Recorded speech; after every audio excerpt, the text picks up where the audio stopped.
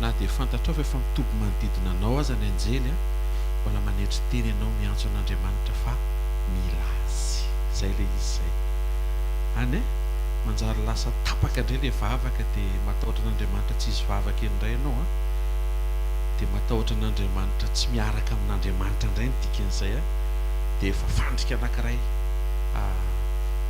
velariny dia voly eo anoloanao a fa zay mahatonga ny boky nobolina amin'ny teny hoe velarim-poana ao izy mifandrika ho amin'ny vorona ianao ny vorona anehoana sao toko mitandrina ianao zao satria fantatrao le izy teny hoe kaikinao tiava mivavaka hoe a mazotoa mivavaka hoe avao fontananao dia asio fankasitrahana sy fisaoran'Andriamanitra ny anatinao misaora azy fa isan'izay manatrika an'ity fotoana marain'ity ianao no tarihany no foaziny no tantanany avy any amin'ny fiaina tokantranonao sy ny fiainam-pahazaranao tonga ianao manetry tena mitady an'Andriamanitra eto misaora azy ny amin'ny zavatra efa nataony sy efa nosokafany misaora azy ny amin'izay mety ho tsy ho takatry ny sainao ihany koa hampandalovana ianao nefa ianao mahatoky fa tsara izy ary fiafarana tsara ny eo ambadiky ny lalana iarahanao aminy saotranao zay ray aminaran'i Jesosy ny amin'ny fotoana maraina misaotra betsaka amin'ny zavatra rehetra mifamaofao eo amin'ny fiainany tsiraray avy mampianatra anay ianao atoky ianao amin'ny zavatra rehetra amin'ny fotoana rehetra ary zany no atongavana eto indray anome voninahitra anao andray fiainana hifankahita sy iombona mifanatrehanao anatin'izao sekolim-panasitranana zao dia mananteny zay fa hositrana ny fiainam-panahinay hositrana ny fomba fijery hositrana ny fanantenana ny anaty hositrana ny vatana hositrana ny tokantrano hositrana ny momba anay ray manontolo satria Jesosy niaritra ianao ho anay ary ny dia kapoka ny aretanao fanasitranana ho anay maty ianao mba ho velona zay amin'ny anaran'i Jesosy Kristy avy Nazareta amen. Tehaka mafitsika ho an'i Jesosy mazo hotoana vetivety ary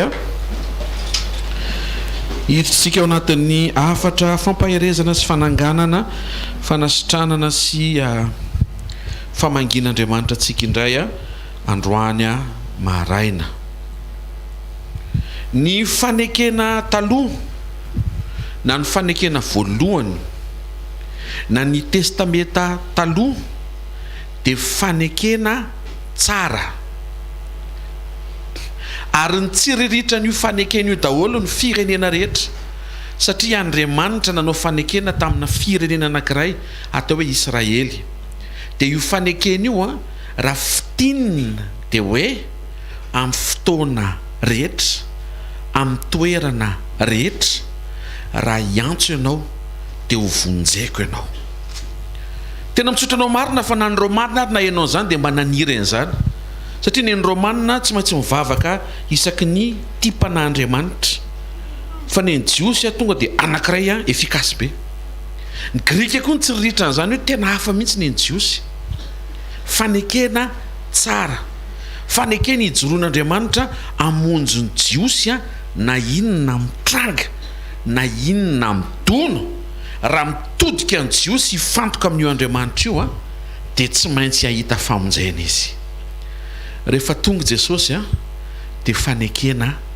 tsara lavitra zay no mahatonga antsika tsy tokony ho variana sy mangataka n'le famonjena eo amin'le tsara nefa Andriamanitra nanokatra sy mampiditra anao ao amin'le fanekena tsara lavitra isaky ny mamaky tenin'Andriamanitra zany ianao dia tokony mahita an' Jesosy mba hisitraka n'le tsara lavitra nataon' Jesosy sy nisokafany ary nomaniny ho anao tena hoe kaikinao ao am' Jesosy ny tsara lavitra ho anao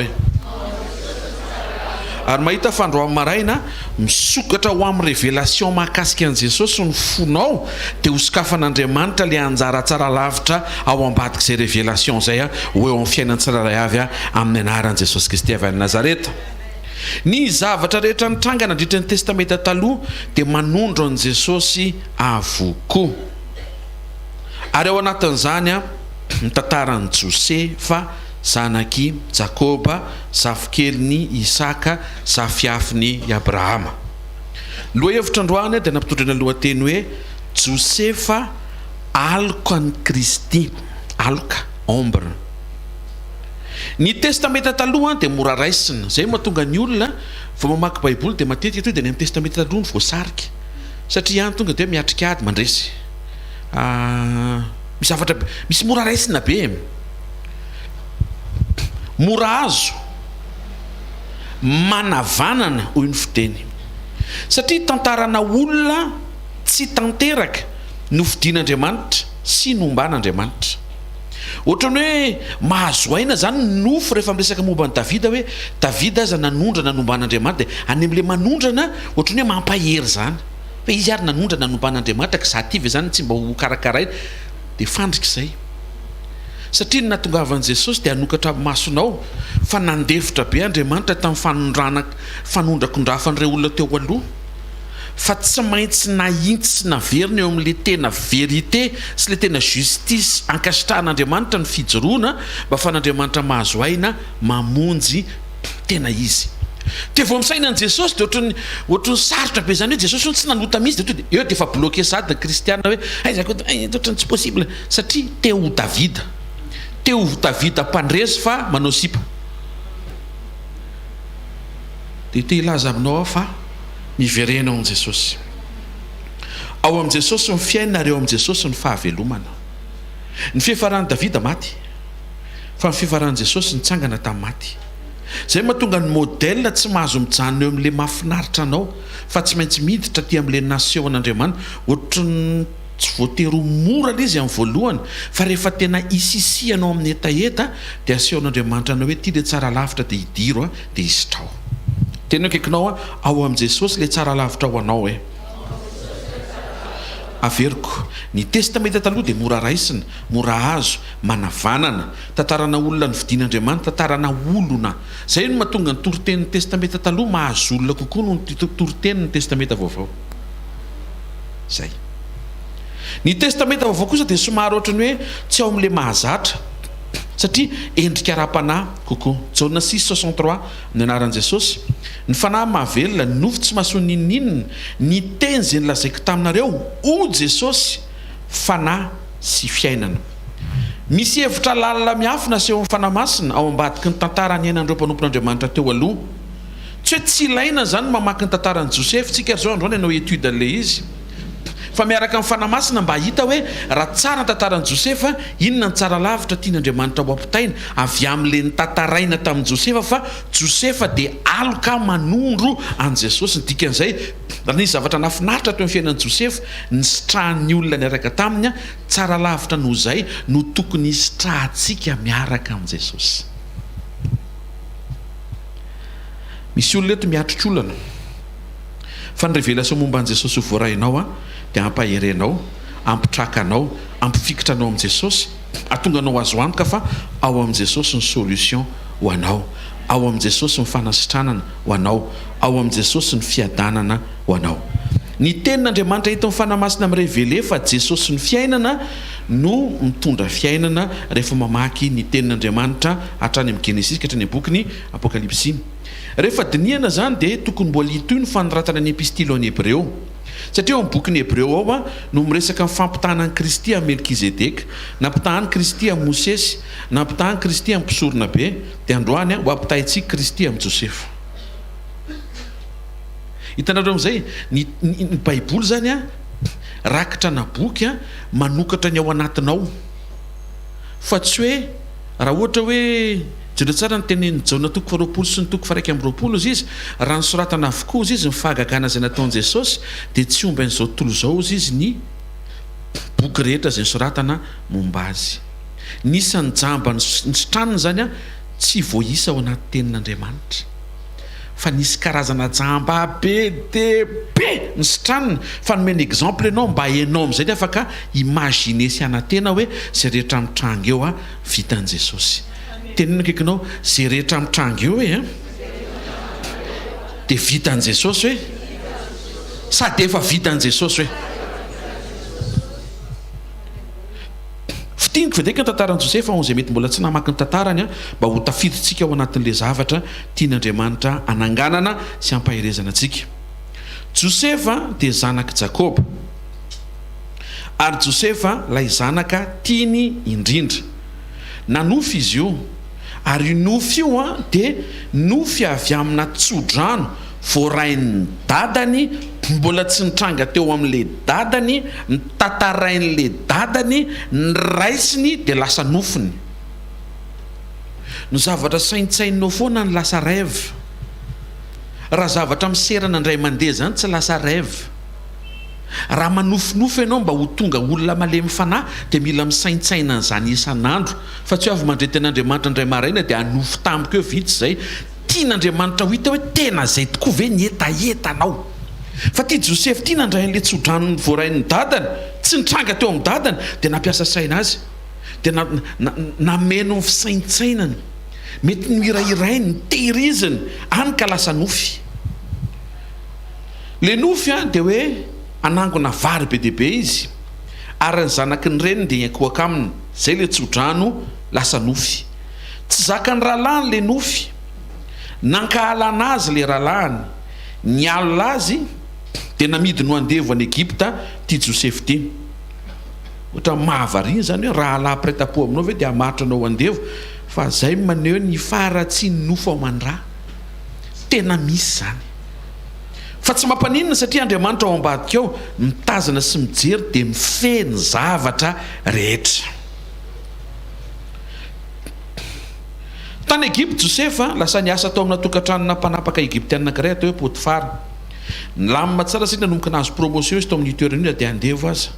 Ambara-patonga ny fotoana tsy aritry ny vadiny io tompony io Joseph, satria Joseph dia andevony tsiky, andevo tsara tarehy, andevo tsy mila manao make-up, satria mifanantenana anatin'ny fony dia mampisokatra ny ozatry ny tarehy ny tsikitsiky manana fanantenana, fa tsy ho eo ny fiainany fa ao amin'Andriamanitra ny fiainany. Ny andevo rehetra mieritreritra hoe any Egypta ny efa rany ary ho faty andevo izy. Josefa rery no misaina hoe tsisy maty andevo zany eto, satria misy Andriamanitra miasa. Misy ifandraisany amin'ny tantara fantany, satria ny tantara taminy Jakoba raina ny tantaram-pianakaviantsika. Eny amin'izay le maimportant le mampiapitan'le izy amin'ny zanakao ianao. Tantaram-pianakaviantsika, Andriamanitra miaraka amintsika ary Andriamanitra tsy mamela antsika irery, miatrikady amin'ny fianakaviany fa tsy maintsy avoaka n'Andriamanitra mpandresy foana. Zany tsika Josefa. Maheno ve ny Josefa sy Josephine manatrika eto? Misy tantaram-pianakaviany zay tokony hampahery anao, fa ny fianakavian Jesosy ohatry ny eo amin'ny hazo fijaliana, fa tsy maintsy mitsangana maty avy eo. Raha azonao zay dia ahery ianao androany maraina hoe inona moa zany le manjo androany, mety eo amin'le voasamborona ianao, kalma fotsiny, mety mbola vao andeha omboana mihitsy ary ianao zao, na mety efa levina dia kalma miteraka ianao, kalma ianao hoe, satria modely ny fiainanao hoe manaraka an'izay ny ainan Jesosy. Ny fiafarany fiainanao io hoe fananganana hoe ataovy misy tiaka mirevitrevitra moa reto ny fampaherezantsika ane avy amin'izay ny ainan Jesosy ny aretany, maty izy mba ho velona ianao. Ka raha vao mitaditady ohatry ny zavatra ho faty zany, miverena aingana, inona ny aretan Jesosy, inona ny aretan Jesosy, niaritra fahafatesana izy. Wow! Tsy maka izy zany ho endrikendrika fahafatesana mitady anjo io, ny fiafarany io tsy maintsy fahavelomana. Amen. Tsy nanaiky hatramin'ny farany Josefa atory araka amin'le vadiny tompony. Tsy nanaiky. Ary io lasa tena hoe fiainam-paratsian'ny mpanan-karena. Dia saintsaina hoe le vehivavy zany efa manana ny rehetra, vadinao manana toerana tsara, dia mila zavatra ny ampiasanao ianao. Aretina mihitsy le izy Abrahama koa nila zavatra tany ampiasany. Tia indray le vehivavy iny tena tandremo, jiro tsara. Tsy nanaiky hatramin'ny farany Josefa. Mivadika ny tantara, izy nijoro tamin'ny fiainam-pahadiovana sy fitondra tena mendrika indray ny voendrikendrika ho lasa mpanolana. Nahiditra ponja tamin'ny tsirariny. Ohatrany hoe ianao no manao ny tsara indray ny vo. Mamaky baiboly fa ny ao ambadika izay voninahitra. Aza taitra mihitsy ny hoe za efa mba manao ny tsara dia zao ve no mitranga. Mamaky tenin'Andriamanitra fa ao ambadika izay lalan'izay, tsy lavitra Andriamanitra hamaly ny fijoroanao, hampitsimbadika ny fitondra tenanao ho lasa voninahitra, mijoro tsara hatramin'ny farany. Amen. Nahiditra ponjy ngara iny, tonga tany amin'izay le resaka nofy ihany mbola nampiasan'Andriamanitra satria nanofy Farao ary zavatra tena tsy takatry ny sain'ny Farao nampiororo azy nampatahotra azy. Tsy maintsy le fara tany amin'ny Josefa ihany le solution satria tsara toetra Josefa.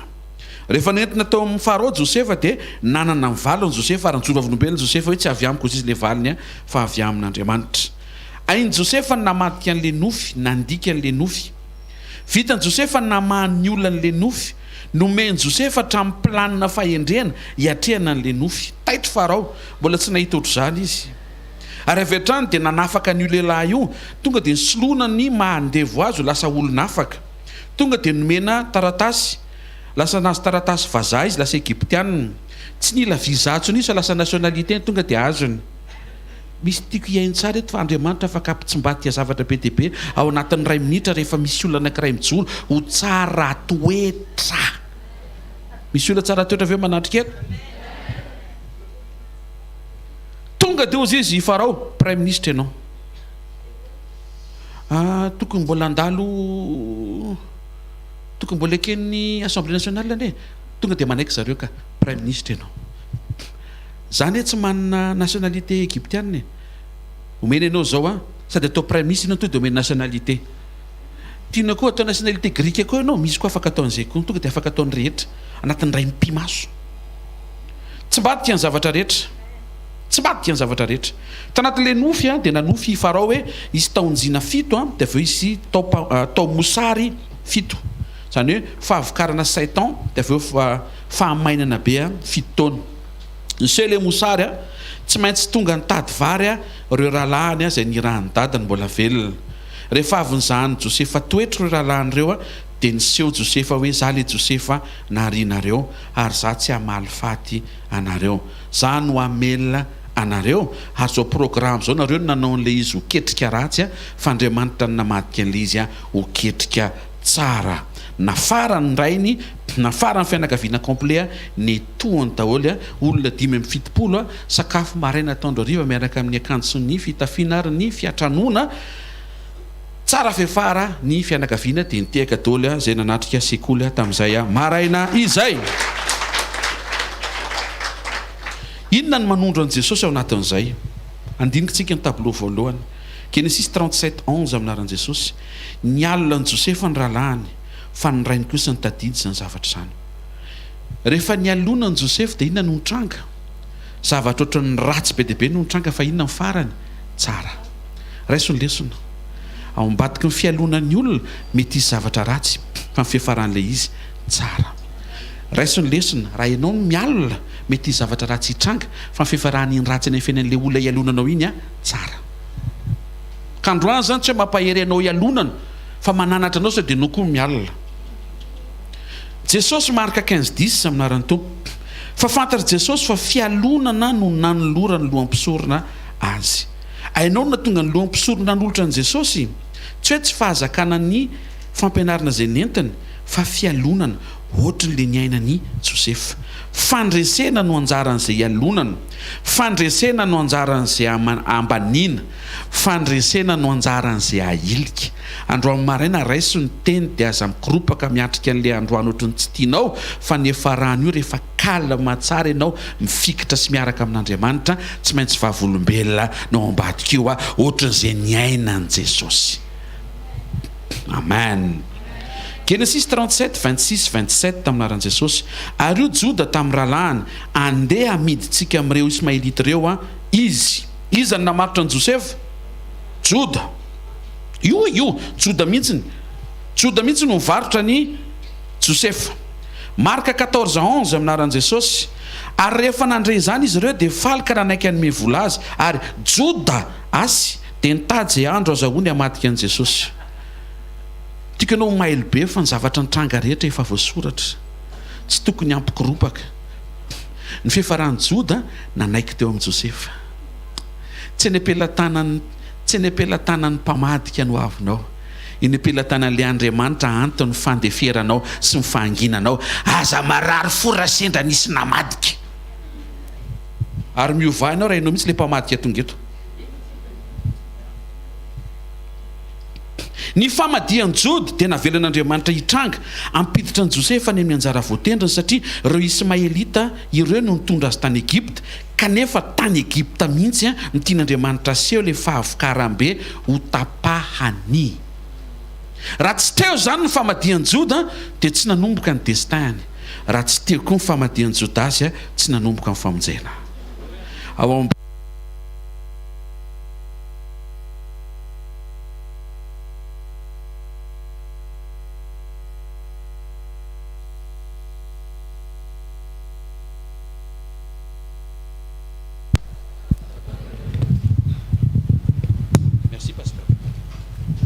Eno iane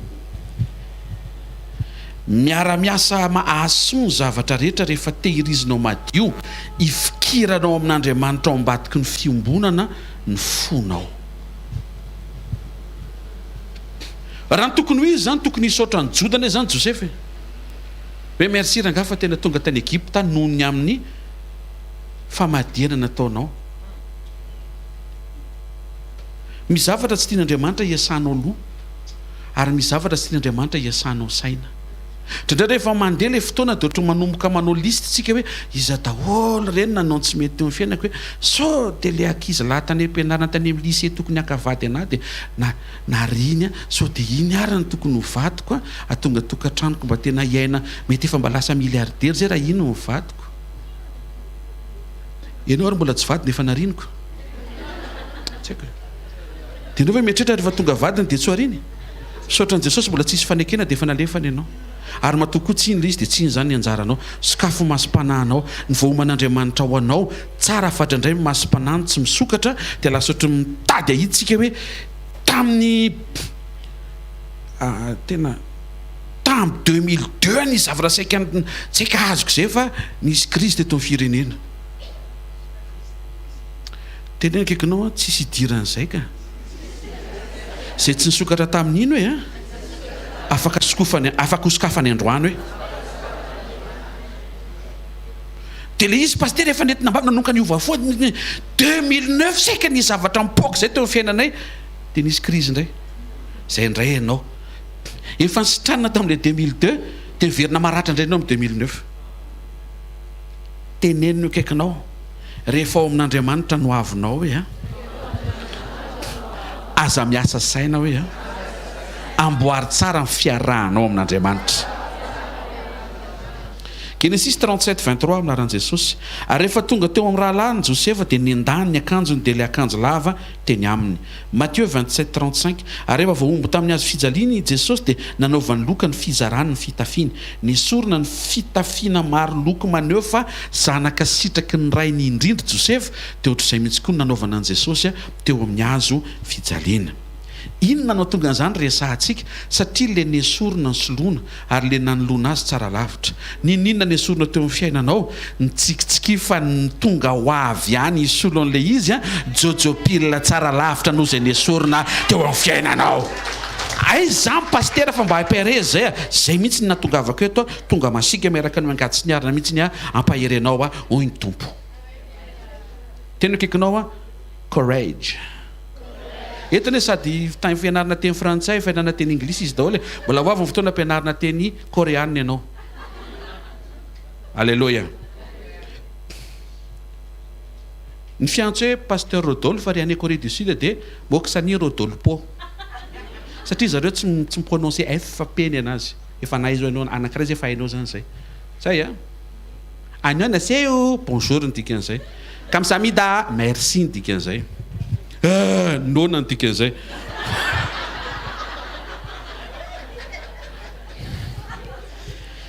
nesorina le zay mitsy angely mahafinatrinao tonga eto fa misy aloha mba asiana fifaliana kely aloha mandeha miasa fa inona loatra ny ampiasanao aniny tsy asianao fifaliana miaraka amin'ny Jesosy ne ianao sy fifaliana foana reziny paster ohatry ny tena mbola ao am-poty fary tsika mety mbola ao am-poty fary ianao fa mba raisy le lesona fa nisy olona nampiasain'Andriamanitra tao am-poty fary afa nifarany teo amin'ny fanapahana ary tsy namaly ratsy amin'ny poty fara zay lasa teo ambany fifehezany. Nesorona fitafiany Joseph fa nisy solony. Genesis 41:14 amin'ny anaran'i Jesosy dia naniraka Farao ka nampakany Joseph, nalaina fangana ny ala tao andavaka izy, nanaratra ny volombavany sy niova fitafiana izy dia nakany amin'ny Farao. Fanoloana fitafiana voalohany fa nesorana azy tao am-ponja. Andininy faharoa amby efapolo dia nesorony Farao miperatra tamin'ny tanany, nataony tamin'ny tanan'i Joseph, nampitafiany rongony fotsy madinika izy ary tsy nasainy foana fa nataony tafiana. Alleluia. Oka tsy vilalana amin'ny famakiana ny teny. Nampitafiany rongony fotsy izy tsy hoe tafiana fa tsy foana. Izy reto misy devy tena nareo mena efa misy olona tena za mihitsy hoe Elisa sy Eli tonga dia tena nitavy rongony. Tompony hanafaka an'izay olona zay, zay mpanompon'Andriamanitra zay. Mino fa tsy manao an'izay tsony izy. Tonga dia soloana ny fitafiany ny ala tao am-ponja sy atrika fanapahana. Aza vela ho tavelany amin'ilay fitafiana tsara no heverinao fa haritra ny rovitina sy ny esorina taminao ny sainao sy ny fonao. Averenao amin'Andriamanitra fa matoa ny esorina iny misy vaovao zay anafinanao atsoatsy fa ataovy mety ny fonao. Ny esorina tamin'i Jesosy ny fitafiany ary nahantao teo amin'ny asofijaliana izy tena efa ila hitanjaka satria tena nalaim-baraka faran'izay zokiny. Mba tsy ho alaim-baraka intsony ianao fa mba ho tafian'Andriamanitra ny voninahiny. Misy zavatra be dia be famafao ny fiainantsika mety mitady ampatahotra antsika hoe ohatra no hafa-baraka izy zany verenao amin'izay niainan'i Jesosy fa Jesosy tena nalaim-baraka tena zany ny tena hoe zao ve Mesia ny esorina ny tena hoe ny mihezana mba hahatonga anao tsisy afaka ime zany rehefa hiasa Andriamanitra ny eo ny voninahiny eo amin'ny fiainanao. Tenenino akaikinao raha zany ny aretan'i Jesosy zany hoe tsy ho fafambaraka zany fiafarany fiainanao hoe tsy mahenteaka ao an'Andriamanitra.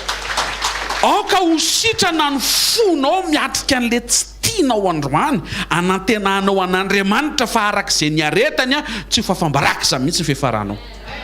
Misy olona mety ny teny ane gasy tany andafy ianao tamin'ity taona ity nanomboka oviana moa ianao tsy tany andafy andatsy izy io aneso dia tsy tokony ho taitra ianao. Na mety hoe oviana moa ianao teny amin'ny supermarché farany zafady dia ohatry mahatsapy zareny ohatrany hoe visé be zany dia ciblé be zany ohatrany hoe ianao mihitsy ny tonga dia imason'ny syndicat ampandatsa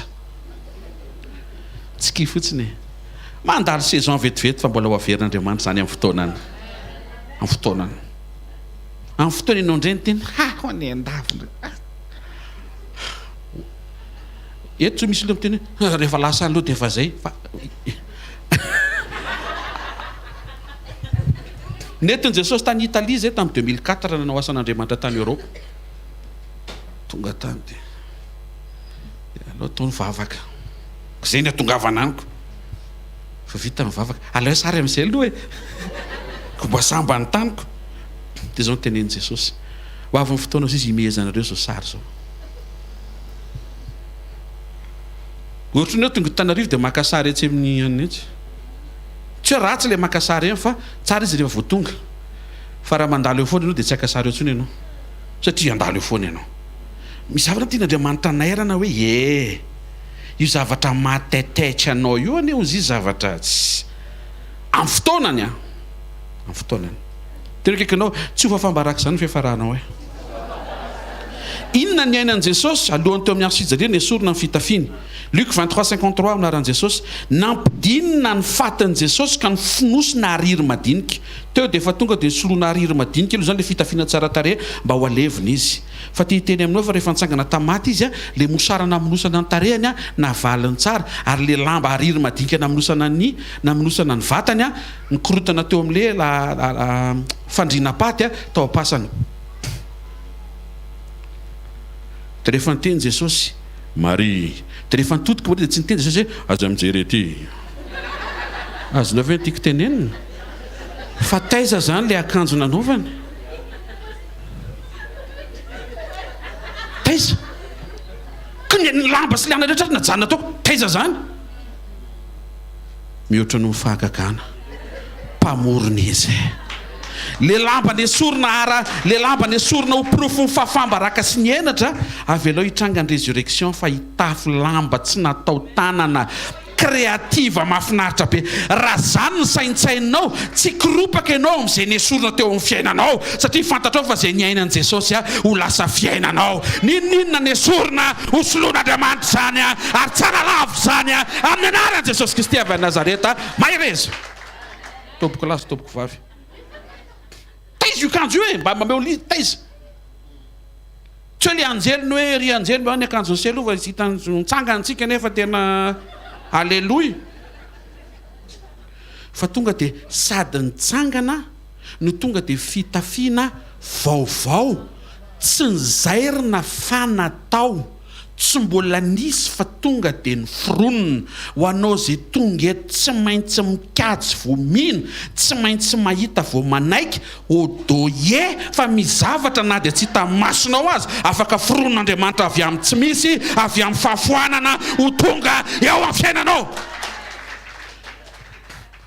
rehefa miatrika isan'andro atsika ohatra mitady kivinony zavatra hita maso zany adino zavatra nitranga tamin'ny résurrection zany adino zany androany zao possible mizavatra foronon'Andriamanitra anatin'ny fitoeram-barinao anaty aza feran'Andriamanitra dia tandremo rehefa mipotra izy dia ay nisy vary adiniko tato tsy adininao zany io fa vo ny foronon'Andriamanitra avy amin'le fonao nisokatra nanaiky fa tena zay izy aza tsatsoana raha le fahaiza manao n'Andriamanitra to dia diluenao be mihitsiny alleloia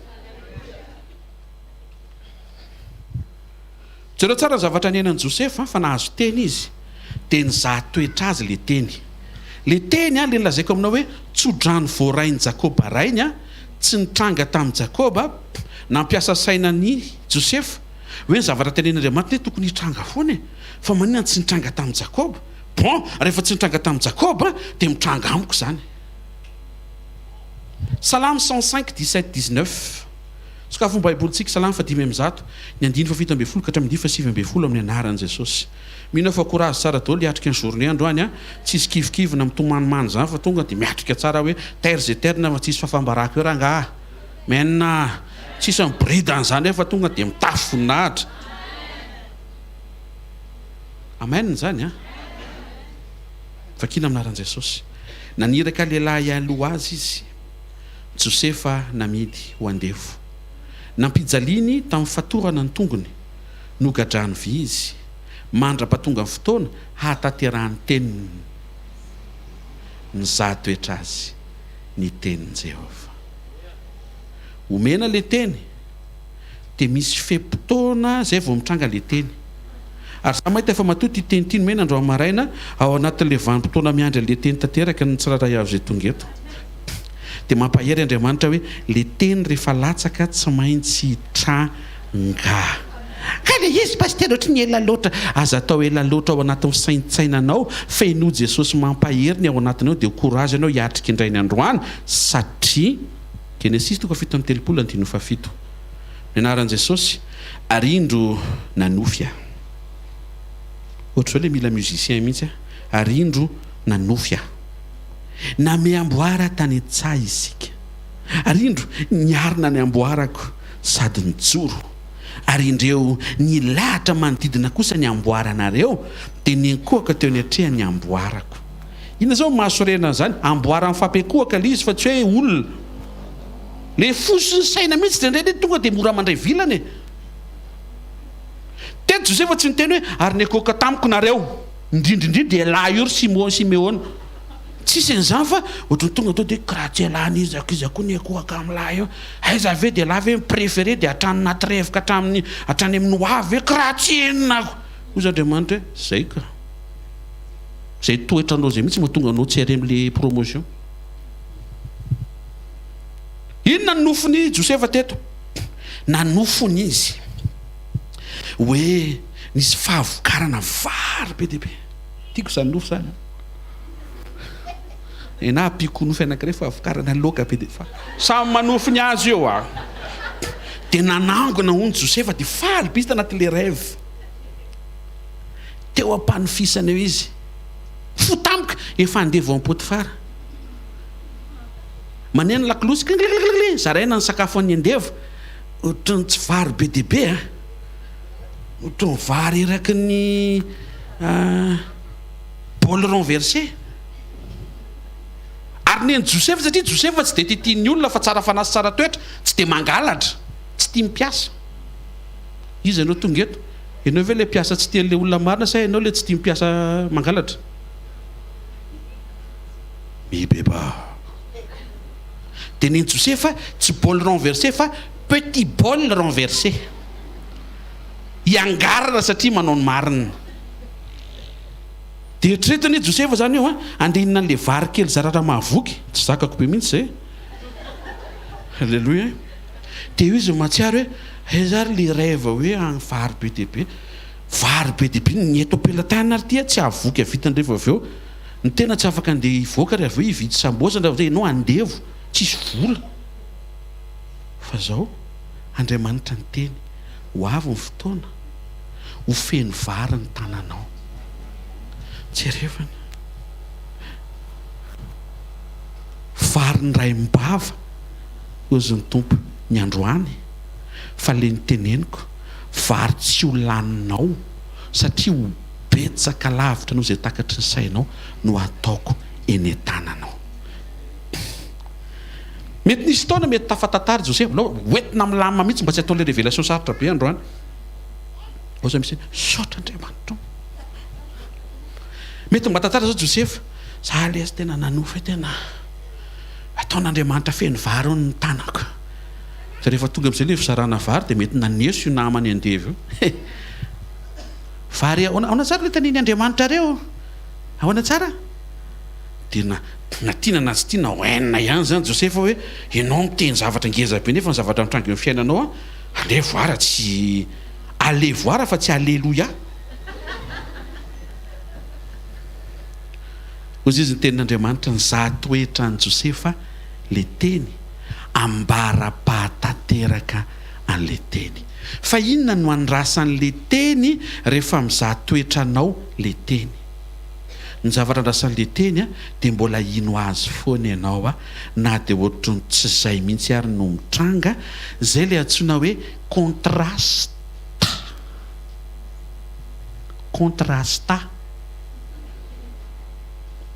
contraste zany tonga de mifanipaka be mihitsy le tenenin'Andriamanitra sy le hita amin'ny masonao aza mikiropaka fa nisy efa nandalo teo alohanao nijoro mahatoko ry zareo de nomen'Andriamanitra azy ny fahatanteran'le teny ohatry ny tsy nitranga Genesis 41-49 naran'i Jesosy ary Josefa namory vary tahaka ny fasika zay ny an-dranomasina nitranga sa tsy nitranga zaka ny tanan'i Josefa ve vary nasain'Andriamanitra nangonina tsy zakany satria vary prévu amelomana firenena anankiroa sy ny tany rehetra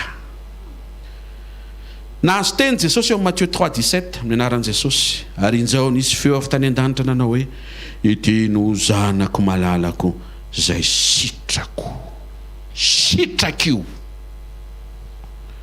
teo amin'ny azo fijaliana ozy Jesosy Andriamanitra nahoana navoy enao nga tsy sitrany ndray zavatra lalovantsika ny reto ohatrohatry zany sitraka nefa ianao amin'ny azo fijaliana fa raha kalma tsara ianao miombona amin'le Andriamanitra ny teny taminao sur ianao fa zay tenenin'Andriamanitra marina zay bijibidia menarana lainga zay tenenin'Andriamanitra zay bijibidia menarana ka be deabe ny lainga tonga voamaraina izy koa tsy ela be Tendray ianao le adivy fo iny efa misy bitsibitsika diso sady milainga be deabe afafiny tsy makaiza ny journée anao verenao am'izay tenenin'Andriamanitra ozy ny tenenin'Andriamanitra hoe vaovao maraina amin'ny famindramponao ny andro zay omen'Andriamanitra no iravoravoanao amin'ny Jehovah zany ny tenenin'Andriamanitra ary zay nataon'Andriamanitra de tsara avokoa ka tsy misy tokony ho lavina raha raisina amin'ny fisaorana asan'apôstôly toko 7:7 amin'ny anaran'i Jesosy Andriamanitra nanangana ny zanany tonga ny 3e jour ny porofon'Andriamanitra le niteneniny fa tena sitrany tokoa Jesosy ary de natsangane Luc 22:69 minaran'i Jesosy. Hoy ny tompo, nahazo teny fikasana fa hatramin'izao ny zanak'olona za io dia hipetraka eo an-tanana ankavanan'ny herin'Andriamanitra. Matthieu 27:38 aminaran'i Jesosy. Ary nisy jiolahy roa nombona tamin'ny asijaliana ary teo ankavanan'ny ray amin'ireo izy. Ny teny fikasana voarain'i Jesosy eo ankavanan'ny ray. Ny zavatra teo amin'ny asijaliana eo ankavanan'ny jiolahy. Courage. Izay nytenenin'i Jesosy. Tsy maintsy hitranga. Asan'ny apôstôly 7:55 aminaran'ny tompo. Fa Stefana feno fanamasina nibanjina ny lanitra dia nahita ny voninahitr'Andriamanitra ary Jesosy nitsangana teo ankavanan'Andriamanitra.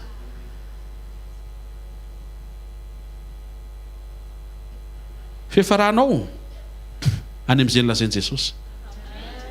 Tsy any amin'izay mampitebiteby anao sy mampiasa sainanao androamana sy mampananao le nampitomany vao marainy, tsy any amin'iny fa any amin'izay ho teneniny, izay efa noteneniny Jesosy. Amen.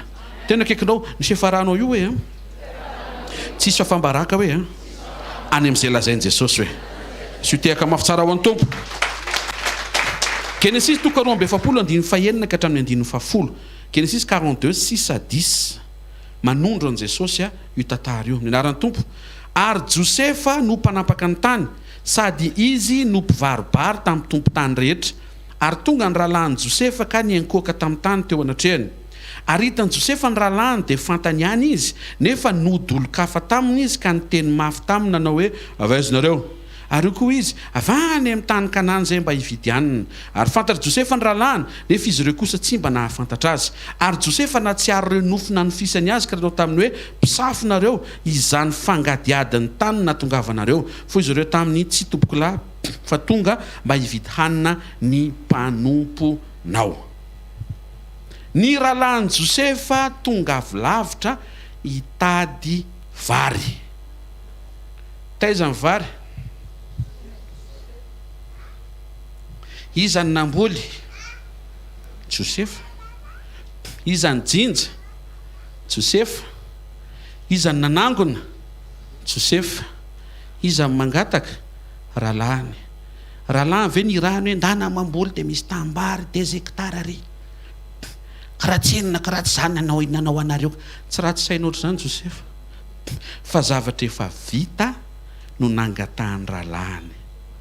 Ninona ilainao? Vary ny naseho tamin'ny andro ny rahalahiny Josefa fa amin'izao na inona na inona. Dia velomo fanantenanao fa efa centré ao amin'i Jesosy avokoa ny zavatra rehetra. Zavatra tsy ataonao fa zavatra ataon'i Jesosy. Zavatra tsy hovitainao fa zavatra efa novitain'i Jesosy. Tsy enao no manangona azy fa le izy efa voangona ary vary efa voatoto. Tendenino akaikinao misy zavatra vonona be dia be ao amin'ny Kristy hoe enao rahalahiny hoe enao anabaviny hoe afaka mangataka aminy hoe izy aloha le rahalahy sy anabaviny. Marka Matthieu 13:10. Matthieu 12:50 aminaran'i Jesosy. Fa niza anao ny sitrapony raiko izany an-danitra dia izy ny rahalahiko sy anabaviko ary reniko. Possible ianao zany manao ny sitrapon'Andriamanitra fa manana besoin.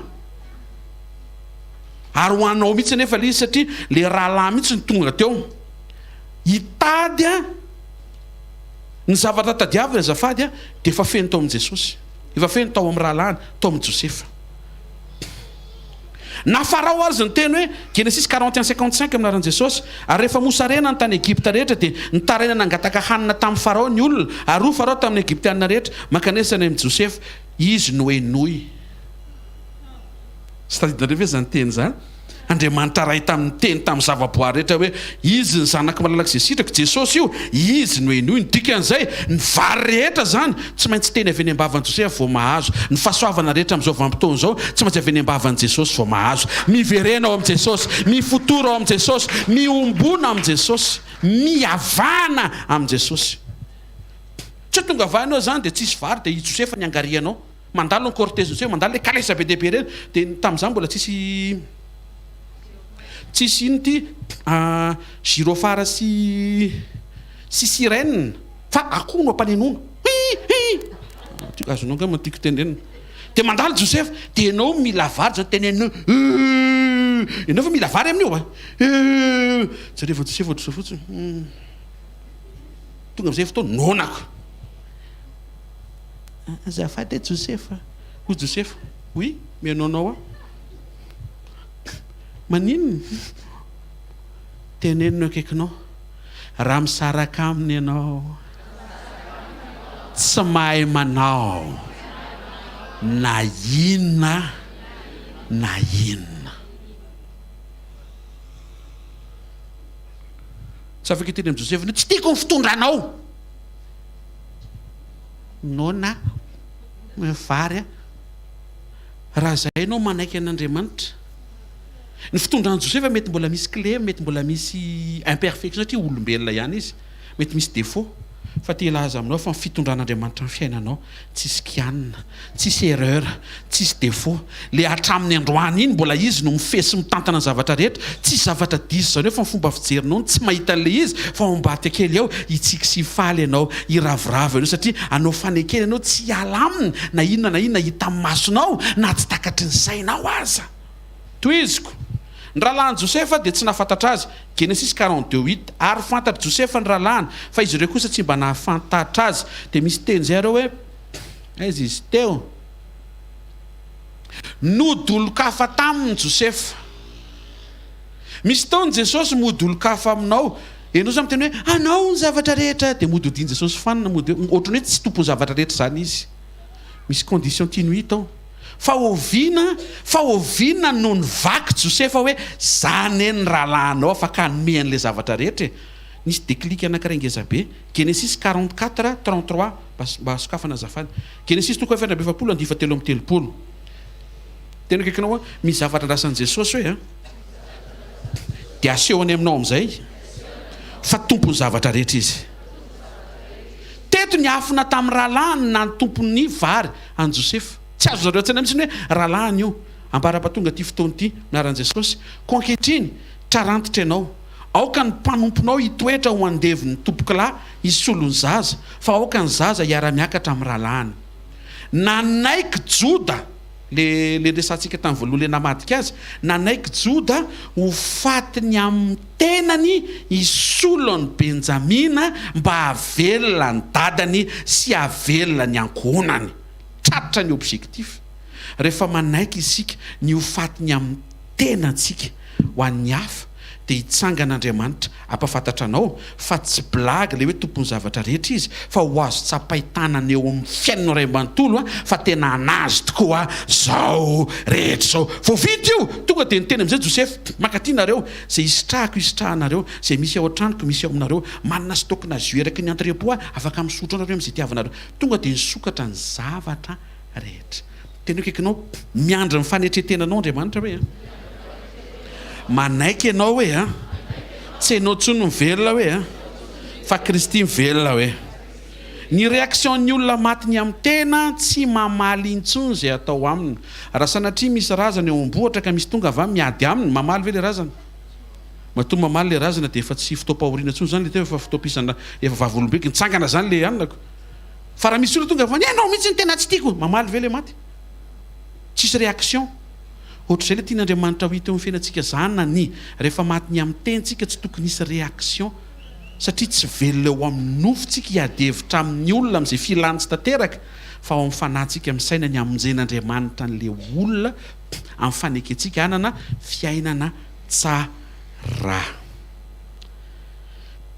alleluia Genesis 45:7 marana azy naran'i Jesosy ary Andriamanitra efa napandeha ialohanareo mba tsy halany taranaka anareo amin'ny tany fa hamelona anareo amin'ny famonjena lehibe taiza ny nahasoany rahalahiny sy ny dadany taiza ny toerany tany amin'izay nisy any Joseph zany mihitsy ny tian'Andriamanitra nairana antsika ry havana ao amin'ny Kristy ny mampety anao aza mijanona any amin'ny toerana maina tsisy Andriamanitra fa ny fiafarany zavatra rehetra tsy maintsy hifarana ao amin'Andriamanitra ny krizy ny ainany rehetra tsy ny ainany rahalahiny Joseph fa tao amindry Josefa.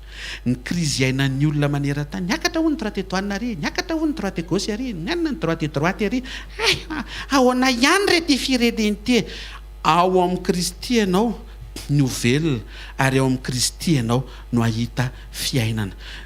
Taloha ny rahalahin'i Josefa nainaina ny amin'ny vitam-bary, fa rehefa tao amin'ny Josefa nainaina ny amin'ny atsiron'ny loka. Tsy haiko raha azonao zany. Miova le zavatra satria miova toerana. Miova toerana tsy ho eo amin'izao tontolo izao fa ao amin'ny Kristy. Le zavatra mampitototo iny ao amin'ny Kristy ianao no hitsahatra. Teneno akaikinao ao amin'ny Jesosy hoe aza miala ao hoe raha misy mitady ampialanao ao hoe dia mba tonga saina hoe dia mijanona ao. Tsara lavitra ny ao amin'ny Jesosy. Tsara lavitra vereny hoe tsara lavitra. Mino fa ny zavatra voaraintsika androany tamin'ny alalan'ny zavatra namangin'Andriamanitra antsika. Aloka le izy. Aloka le izy satria le zavatra niainan'i Josefa afaka iainanao ao amin'ny Kristy. Ary le zavatra nomanin'i Jesosy tsara lavitra.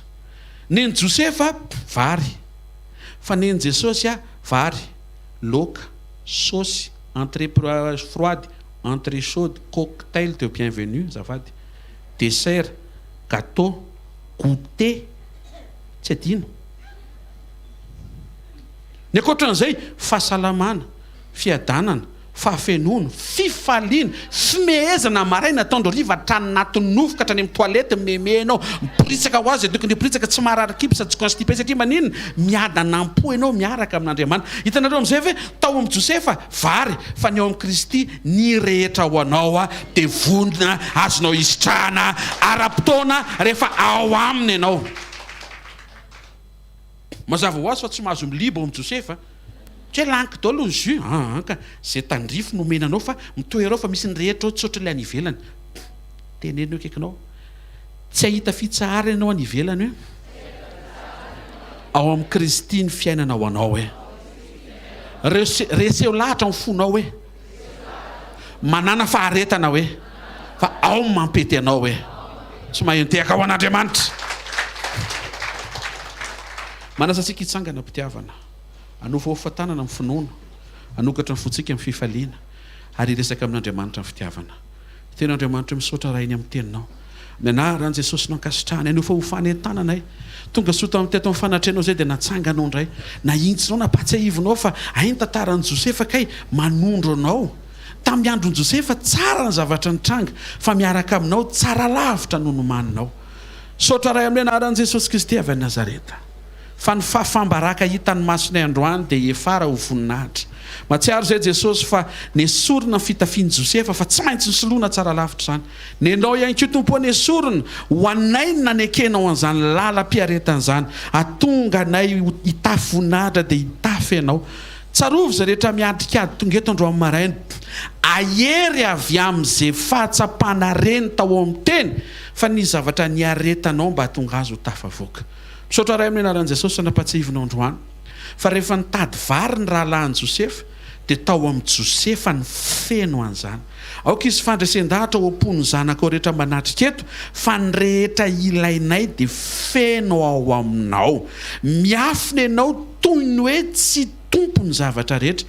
Ambara-patonga ny fotoana anekenay ho fatiny amin'ny tenanay, jodana anaiky nanao sakrifisy amin'ny Benjamina dia nisokatra ny fon'i Josefa ho amin'ny fahavokarana. Misy zavatra tianao hita eo amin'ny fiainanay mba tsy ady ho anay izay, tsy ady ho an'ny adinay, tsy ady ho an'ny tenanay, tsy ady ho an'ny tombotsoanay, tsy ady aman'olona fa hametraka tanteraka ny adinay aminao, fa ay miseho no matompo ny zavatra rehetra anao rehefa manaiky izay ny ho faty ny amin'ny tenanay. Misaotra ray amin'ny anaran'i Jesosy fa ny mahasoa anay ao aminao. Aoka hisokatra ny fahatakaran rehetra izay tonga eto faratafasaraka aminao tokoa izay. Tena tsy mahay manao na inona tokoa ane. Ary ny fisasarana sy ny adi-tsaina, ny tebiteby sy ny fanaintaina ary ny fijaliana iainan'ny olona izay tsy napetraka tao amin'ny Josefa dia tsy niaina ny rahalahy Josefa. Zany ihany koa tokony hananana fanantenana sy finoana tompo. Ninona zavatra mety mitranga ety amin'izao tontolo izao fampahoriana dia mahatoky izay fa ianao efa naharesy izao tontolo izao, miaraka aminao naharesy izao tontolo izao zay no sady ao aminao ianao atao aminay ary izay miombona aminao. Tsaroviny tsirairay avy izay tonga eto. Raha misy marary eto ataovy misokatra ny ao anatiny fa ao aminao ny fanasitranana, ao aminao ny fahasalamana, ao aminao ny hery, ny tanjaka, ny fahafenoana, ny fifaliana sy ny fiadanana. Ary zany no angatahany amin'ny tiany ety satria matsiaro izay hoe mafy le niaretanao teo amin'ny hazo fijaliana mba hisitrahanay fanasitranana. Mafy ny lalovan'i Josefa nanamboatra tanimbary, namboly ny jinja, nanangona, fa zany rehetra zany dia natolo ny maimaimpona ho an'ny rahalahiny tamin'ny fotoana nilan'ireo rahalahiny zany teo anatrehany. Mihoatra noho zany Jesosy ny voamanao anay, ianao no ny sasatra, ianao no namafy, ianao no ny jinja, ianao no nanangona, efa tapitra sy toke ao aminao daholo ny fahasalamana sy ny fahasoavana rehetra. Ary androany maraina mangataka izay mba azo ny anjarany avokoa ny tsiraray avy amin'ny anarana maheran'i Jesosy Kristy velona masina sy manan-kiray avy Nazareta. Tsaroza rehetra miatrika ady mahita fandresena avy aminao, zay marary mba ho sitrana androany maraina, zay miatrika olana ahita vahaolana avy aminao amina hevitra bitsika lalana sokafanao. Tsaroviny tsiraray avy tompo amin'ny andavanandro androany, ho an'izay hiasa, ho an'izay hitady hiasa, ho an'izay mianatra amin'ny fikarakarana ny vady aman-janaka, amin'ny fiainam-panahy, amin'ny fiainam-bavaka, amin'ny fanoloran-tena, ny fiainam-panimpona, reo ny voatanisa nefa zay tsy voatanisa mahakasika ny tsiraray avy mba havangio ny zanakao androany maraina amin'ny anarana maheran'i Jesosy Kristy avy Nazareta. Amen. Tiaka mafitsika ho an'i Jesosy mahazo toerana vetivety kely dia anao fanatintsika ho fisaorantsika an'Andriamanitra ny amin'ny fotoana androany na manginy tompo atsika. Tena akaikinao tantaran'i Josefa tsara hoe fa neny Jesosy tsara lavitra hoe tsara ny zavatra voarain'ny rahalahin'i Josefa hoe fa ny zavatra afaka ho voarainao hoe tsara lavitra hoe avy reny tsara lavitra hoe amen. Dia mitaditadio le zavatra be dia be famofao le nampitototo ny rahalahiny feno tao amin'i Jesosy, tao amin'ny Josefa azafady, ary mampitototo an'izao tontolo izao feno ao amin'i Jesosy. Amen. Solution tsy nandefa vary tany amin'ny toerany, tsy nandefa vary tany amin'ny toerany fahamainana nisy ny rahalahiny Josefa, fa ny rahalahiny nafarany ho ao aminy. Solution ho anao tsy ny zavatra omen'i Jesosy alefa any aminao dia anao tsy hita, fa ianao mihitsy makao amin'i Jesosy fa le izy mibetsaka tsangara dia daontsika hisaotra an'Andriamanitra ankasitraka azy. Amen. Afafantananao ho an'izay mbola manao fanatitra sady atao mifanatitra manao fahafantanana, isaora Andriamanitra ny amin'ny fotoana maraina, ankasitrao Andriamanitra ny fivoriana maraina, ome voninahitra Andriamanitra ny amin'ny fanatrehany teto ianao tonga teto, ny fampianarana, ny fananganana, ny fantsiana, ny fampahirezana, isaorana ianao ray amin'ny anaran'i Jesosy fa zany rehetra zany avy aminao, noho ny aminao. Tanteraka somatsara satria niaraka taminay teto ianao ary miaraka amin'ny tsiraray avy any amin'izay alehany amin'ny anarana maheran'i Jesosy Kristy avy Nazareta. Amen. Tonona ny tsodrano tanteraka ny fiainanao, manona ny fiadanan'i Jesosy ho ao anatinao. Mahita fa ao amin'ny Kristy ianao olom-baovao, miaina fiainam-baovao ary tsisy asaraka anao amin'ny fitiavan'i Kristy, tsisy ampialanao ao amin'ny Kristy. Amin'ny anarana maheran'i Jesosy Kristy avy Nazareta, mandehana fa zay ao amin'ny Kristy dia misitraka an'izay nisitrahan'i Jesosy avy amin'izay niaretan'i Jesosy. Satria tsy resy Jesosy dia tsy resy ianao, ary satria resy Jesosy teo amin'ny hazo fijaliana dia mandresy ianao, ary satria nitsangana tamin'ny maso Jesosy dia mbola mandresy ianao. Zany hoe ny ianao zany tsara daholo ny vokatra rehefa miverina miombona ao amin'i Jesosy ianao. Mandehana fa tsy ho raraka ianao, tsy ho lavo ianao, tsy ho very ianao, tsy hisy fafambaraka zany fiafaran'ny fiainanao satria miaraka amin'i Jesosy tsara ianao. Amin'ny anaran'i Jesosy Kristy avy Nazareta. Amen. Zareo ny fahasoavana fa ny fahasoavan'Andriamanitra ny maty izao ary ny fahasoavan'Andriamanitra ny maty izao anareo. Amen. Azadino fotoanantsika raha-pitso eto sekoly tokantrano tain'i Jesosy, sekoly fitahipana.